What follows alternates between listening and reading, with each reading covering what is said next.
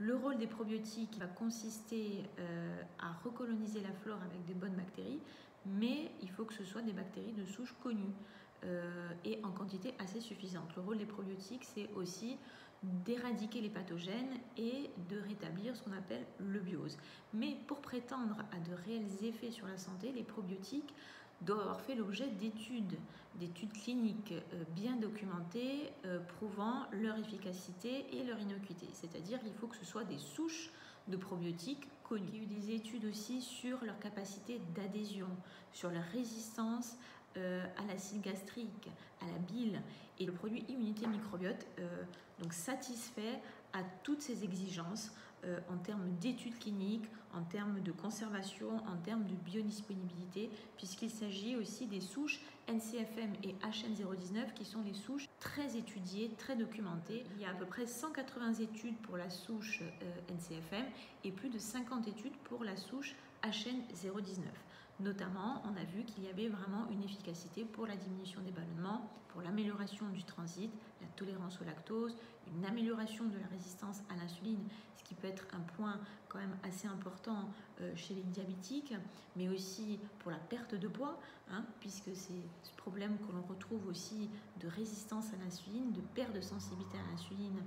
lorsqu'il y a des résistances à la perte de poids, des difficultés à perdre du poids. On va retrouver une diminution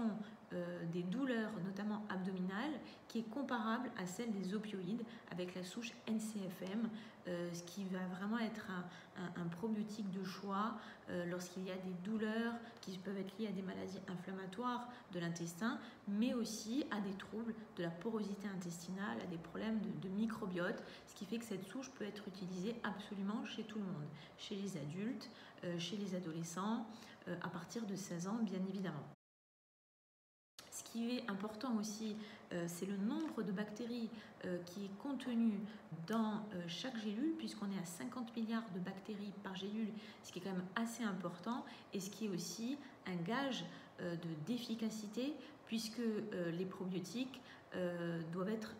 en quantité assez importante pour présenter une meilleure efficacité.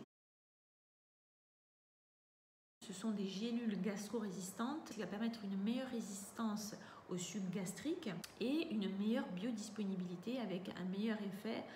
au final. Pour la conservation, il est préférable de conserver les probiotiques au frais si on va les conserver sur une longue période, mais ils peuvent être très bien conservés aussi quelque temps à température ambiante. On va prendre une gélule le matin à jeun, de préférence, puisque ce sera plus efficace sur un estomac vide. On peut le prendre aussi avant le dîner si on est resté à jeun pendant quelques heures à l'avance, mais c'est quand même préférable de le prendre le matin à jeun.